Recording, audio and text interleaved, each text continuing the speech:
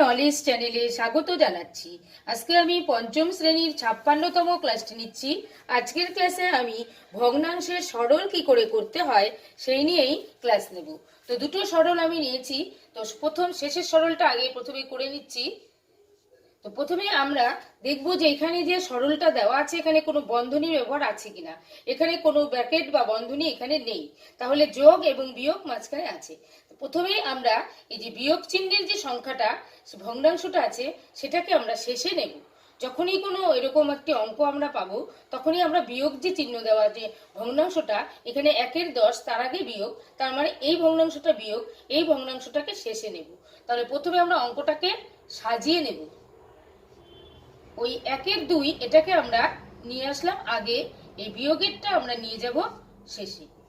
এবার আমাদের নিয়ম হচ্ছে নিচে যে হরগুলো আছে তাদের লসাগু করে এখানে বসাতে হবে। তা আমরা যদি 5, 2 এবং 10-এর লসাগু করি তাহলে আমরা লসাগু পেয়ে যাব কত সেটা আমরা বের করে নিচ্ছি। আমরা দুবার দিচ্ছি, এখানে 5 থাকছে, এখানে 1, এখানে 5, এবার যাচ্ছে 5 দিয়ে 1 1 1। তাহলে সুতরাং আমাদের লসাগু কত এলো? 2 গুণ 5 হচ্ছে লসাগু। তাহলে লসাগু পেয়ে গেলাম। 1 গুলো না লিখলেও আমাদের চলবে, তাহলে 10। আমরা এই নিচে লিখবো 10। এবার আমাদের নিয়ম হচ্ছে এই উপরের যে লবগুলো আছে সেগুলোর সঙ্গে গুণ দিয়ে বসাবো। এইটাকে ভাগ করে যে ফলটা আসবে সেটা এখানে বসাবো। তাহলে 5 দিয়ে 10কে ভাগ করে 2 পাচ্ছি, সেটা বসালাম।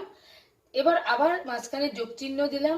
এবার আমরা উপরের লবটাকে লিখলাম, গুণ চিহ্ন দিলাম। এই হর দিয়ে লব এখানে যে লসাগুটাকে ভাগ করলে 5 পাবো, সেই 5 লিখে দিলাম, বিয়োগ চিহ্ন। তারপর আবার লবটাকে লিখে এবার আমরা এই হর দিয়ে লসাগুকে ভাগ করলে আমরা পাচ্ছি 1 1 লিখে দিলাম। এবার এখানে আমরা গুণগুলো করে দেব। 2 দুগুণে 4 যোগ 5কে 5 বিয়োগ 1। এবার নিচে আসছে 10। যোগটা আমরা আগে করব, সবসময় আমাদের এটা খেয়াল রাখতে হবে, আমরা যোগটা আগে করব। তাহলে এখানে হচ্ছে 9 বিয়োগ 1, নিচে আমাদের থাকছে 10। তাহলে চলে এলো 8/10। যখন এই ভগ্নাংশটা আসলো তখন আমরা দেখব যে এটাকে লঘিষ্ঠ করা যাচ্ছে কিনা। তা লঘিষ্ঠ করা যদি যায় তাহলে আমরা এটাকে অবশ্যই লঘিষ্ঠ আকারটাকেই নেব। তাহলে এখানে আমরা যদি 2 দিয়ে কাটি, উপরে 4 নিচে হচ্ছে 5, তাহলে 4/5। আমাদের নির্ণেয় সরল ফল হলো 4/5। চলে যাচ্ছি প্রথম অঙ্ক। এই অঙ্কটাতে আবার বন্ধনীর ব্যবহার রয়েছে। যখন বন্ধনীর ব্যবহার থাকবে তখন আমাদের নিয়ম হচ্ছে যে বন্ধনীতে যে ভগ্নাংশগুলো দেওয়া থাকবে সেগুলোতে যা করতে বলা হবে সেটাকে আমাদের আগে করে নিতে হবে। তাহলে এখানে প্রথম বন্ধনীতে আছে 1/7 যোগ 5/7। আমরা এই ভগ্নাংশের নিয়ম হচ্ছে লসাগু করা। লসাগু করলে 7 আর 7 লসাগু আমরা 7 পাবো, এটা লিখে দিলাম। এবার আমাদের নিয়ম হচ্ছে উপরের যে লবটা আছে সেই লবের সঙ্গে এই হরের ভাগফলটাকে বসাবো। তাহলে এখানে হর দিয়ে এটাকে ভাগ করলে আমরা পাচ্ছি 1, এই 1কে বসালাম, যোগ এই হর দিয়ে এটাকে ভাগ করলে 1 পাবো। প্রথমে লবটাকে বসিয়ে নিয়ে সেই ভাগফলটাকে বসাবো। সেম প্রসেসে আমরা যেহেতু দুটোই প্রথম বন্ধনী, তা দুটো কাজ আমরা একই লাইনে করব। এমন না দ্বিতীয় বন্ধনী থাকলে আমরা সেটা করতাম না, যেহেতু এখানেও প্রথম বন্ধনী এখানেও প্রথম বন্ধনী, তাই এদিকেও যেমন কাজটা আমরা শুরু করব সেরকম এখানেও আমরা কাজটা শুরু করব। তাহলে এখানে দুটো 5-এর লসাগু হয়ে যাবে 5, এখানে লব 1 গুণ এটার ভাগফল হয়ে যাবে 1, যোগ এখানে 2 আছে, লব 2 বসবে, গুণ দিয়ে এর ভাগফল হয়ে যাবে, এই হরের আর এই লসাগুর ভাগফল হয়ে যাবে 1 1 বসাবো।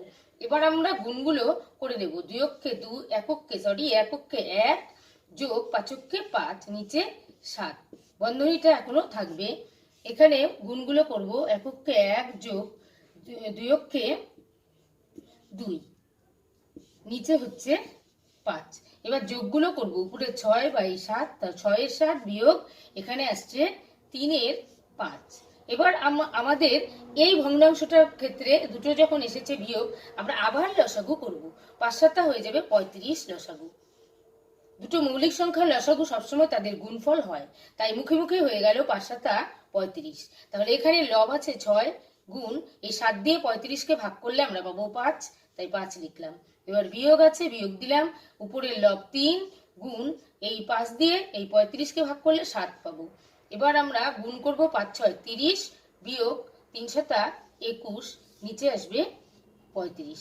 তাহলে এখানে যদি আমরা বিয়োগ করি 21 থেকে 30 থেকে আমরা 21কে বাদ দেব, তাহলে আমরা এখানে পাবো 9 আর নিচে থাকবে 35। এই দুটোকে কিন্তু লঘিষ্ঠ আকার আনা যাবে না, এটাই হচ্ছে লঘিষ্ঠ রূপ এই ভগ্নাংশটার, তাই এটাই উত্তর। তাহলে লিখবো নির্ণেয় সরলফল 9/35। আজকের এই ক্লাসটি ভালো লাগলে লাইক করবেন, কমেন্ট করবেন, শেয়ার করবেন এবং আমার পরবর্তী ক্লাসটি পেতে আমার চ্যানেলটিকে সাবস্ক্রাইব করে আমার সঙ্গে থাকবেন।